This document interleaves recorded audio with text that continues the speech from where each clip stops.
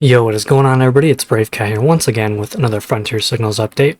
So we got a couple of pretty good stories to cover here, as well as the usual stuff. So let's just start things off here as usual with the sun activity and the space weather.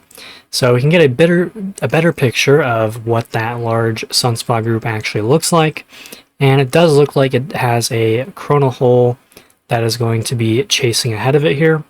So we could be looking for some complications to look forward to when this thing comes more Earth-facing. So we can see here that it has kind of calmed down a little bit, and looking at the magnometer, we can take a look at what this thing actually looks like magnetically. And it turns out it does not actually look quite as scary as it seemed to appear on the helioseismic imagery. But then we also have to take a look at the right side over here at this other sunspot group, because in the recent days it looks like this has actually grown quite a bit. So it has some moderate complexity to it, but luckily it is now starting to turn away.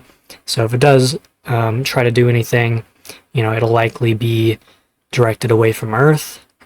But that looks like it is capable of possibly an X-class flare. Although it doesn't look too spooky, but it has grown quite a bit. And then going back and taking a look at this one that is now in the Earth-facing view here, does not have nearly as much complexity or really, magnetic polarity as I thought. But that could always change. These sunspot groups can change quite a bit just in the course of it going across the sun here. So, I'll have to pay attention to that, see if it does any weird developments. It is still quite a large area. It's just that the actual, umbral cores and the polarity is kind of focused in a smaller area. And there is a couple of other regions that could face us soon as well. But that's pretty much what we got going on there. Looks like the solar wind has not really gone down below 500 kilometers a second, and so we've been kind of teetering just below a very minor solar storm, but the BZ has been holding pretty much right in the middle here, so it hasn't gone any far south than that. So moving on here, there was another very good video put out by Ben. This is a presentation from Dr. Michael Claridge. And so, this is a really good one. I'd say this is an even better presentation than the other one from about a week ago or so. So this whole video, more or less, mostly has to do with the at-large electromagnetic systems on Earth, in the solar system, and even on the galactic scale and beyond. So the best way that he put it was like that the Earth and other celestial bodies are kind of like the skeleton, the bones of the universe. And beyond that is more of the kind of hidden or invisible forces at work. So the electromagnetic forces especially can kind of be seen as beyond the structural framework, the blood and the flesh of the universe, is how he put it. So, this is a really fascinating video. I'm going to have that linked in the description. Really good stuff. And he also points out and encourages scientists to make more kind of broad claims and, rather than just sticking to these really small kind of limited frameworks, kind of branching that out and looking at more broad theories going forward. So that's really good. I think some of the best developments recently have not only been with true science, not just, blindly following and accepting what some paid study has to offer, but actually doing the real science, constantly questioning things, constantly doing more studies, more research, more observations, and we have more data available to us now more than ever. So that, to me, is one of the more exciting things going on, and one of the kind of better fields of work going on currently. So definitely a banger there. Kind of going back here to the geophysical stuff.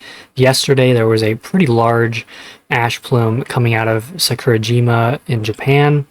So this one has quite a few videos and articles on it. But you know, it's a pretty big one there. And I haven't actually looked at the other volcanic data. Give me 1 second. So it looks like most of the active developments here going on are, as usual, in the Indonesia, but then also some developments in Kamchatka and Alaska and whatnot.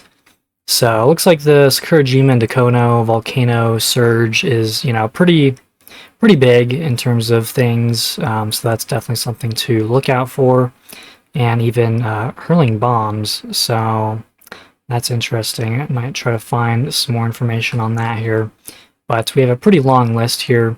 So some of them from Ecuador and Peru, Guatemala, but most of the kind of bigger volcanoes here are going to be developments in Indonesia and Kamchatka. So again, there's quite a long list here, and you know, quite a lot to go through as well. Looks like there is quite a few volcanoes that are now at level 3. So that is kind of, you know, ramping things up a little bit. And, you know, I expect to continue to see a lot of these kind of large lists going on. Seems like there is quite a few developments. And in terms of earthquakes, there's also been a new round of 5s going across the Pacific. So I'll show that here in a minute. But yeah, this list just goes on and on again here. Again, a lot of these coming out of Indonesia and as well as the Philippines here. So the Philippines is also becoming quite active for a lot of things. So not just earthquakes and volcanoes, but there is actually a tropical storm, a very small tropical storm forming off the coast of the Philippines over here. So we'll see where that goes. Doesn't seem like it's really projected to get much bigger, but you know, we'll see what happens with that. Looks like it actually started over on Tuesday. So yeah, we'll just see where that goes. But you know, there's been quite a lot of stuff going on there in that region, which, you know, kind of today hasn't actually been much going on. But we do have a new round of 5s here going down kind of close to Fiji, where a lot of these deep earthquakes strike. Another 5 over here in Papua New Guinea with a bunch of 4s and a couple other 5s. Possible aftershocks there. And then we have a 5.8 up here on the tip of the Aleutian Island chain up in Alaska.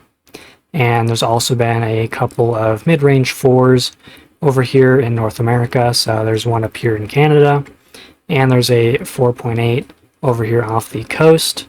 North California kind of lines up a little bit exactly where this tremor swarm, which is continuing into today, but that is the only location on this tremor list here. So it looks like we're having some slow slip movement here on the north end, and that could be potentially correlated to this 4.8 off the coast as we see the movement happening. So, you know, I don't expect anything like this to slow down. I think we're going to keep seeing these developments happening, especially on the West Coast, kind of for the rest of the year, possibly even ramping up past 2026. So definitely something to, you know, keep an eye on as always. But other than that, there hasn't really been too many developments. It looks like we do have a little bit more activity down here off of the tip of South America, kind of over down by Antarctica. And taking a look over at Europe here, not really a whole lot going on, but when we take a look at the earthquakes, so there has been a couple of new tremor swarms going on over by Campi Flegrei and over by Mount Vesuvius. So, you know, that is something to keep an eye on as well. And if anything like this happens, you know, for kind of a broad stretch of time, if we see, you know, certain patterns emerging, other than the influx of deep earthquakes in this whole region, then, you know, we could start to speculate on some volcanic activity there. But for now, it's not really too much to be worried about, but definitely something to keep track of going forward. So that pretty much covers most of the things here. One other main thing that seems to be brought up recently is the mass spraying of glyphosate in many forests around the US, particularly in California. So, I mean, this is just one of many articles. There's a lot of YouTubers that have been covering it. A couple people did some, well, I would say good interviews, but it was kind of those interviews with a corporation where they basically refuse to answer a lot of questions and kind of beat around the bush and stuff. But it seems like, you know, this whole thing kind of sparked, well, at first it was like, you know, they were trying to make it seem benign, make it seem like they're doing something good. So there were some pretty bad fires up here around California. And so these corporations, they wanted to go down, remove some of these burnt trees, and basically replant new trees, which, all right, that's a good thing, until you get to the part where they talk about herbicides. So along with, you know, replanting these forests, they're also going to be spraying ungodly amounts of glyphosate and Roundup on these whole areas here, you know, tens of thousands of acres of forests. And their justification is so that, you know, these new trees aren't in any competition with native wildlife. So basically what it seems like, you know, they just want to be able to farm these trees without any shrubs or flowers or animals or birds or any wildlife really to, I guess, bother them or something.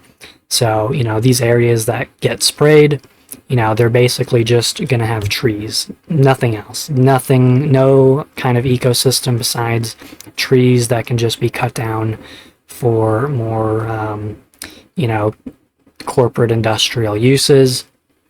So yeah, no, it seems like for decades, you know, we already know now that Monsanto, the, you know, corporation behind all this, has been lying through their teeth this entire time. The main study that they did, you know, saying that glyphosate was safe, you know, they themselves essentially ghostwrited that very study. And, you know, it's come out since then that this stuff is not good, obviously. So, you know, that has been kind of one of the other main talks that has been going on recently. But, you know, the good thing, the good fight, because things seem to be, you know, getting worse before they can get better. But people are fighting back in all sorts of ways, and that's what we've got to keep doing. I definitely advocate for people to create their own kind of independent systems and parallel institutions to stop being as reliant on these corporations, or the government for that matter, which, you know, emphasis on corporations because they're the ones who have ultimately bought out the government. And so, you know, creating those independent systems is absolutely crucial. And I do see a lot of people striving to do that, which is good. So with that, I think that'll pretty much wrap things up for today. Hope y'all enjoyed, got something out of it here. I'm going to have the magnetic declination viewer here to kick things out. But anyways, please like and subscribe for more. Share this video if you dare. And as always, I'll catch you all in the next.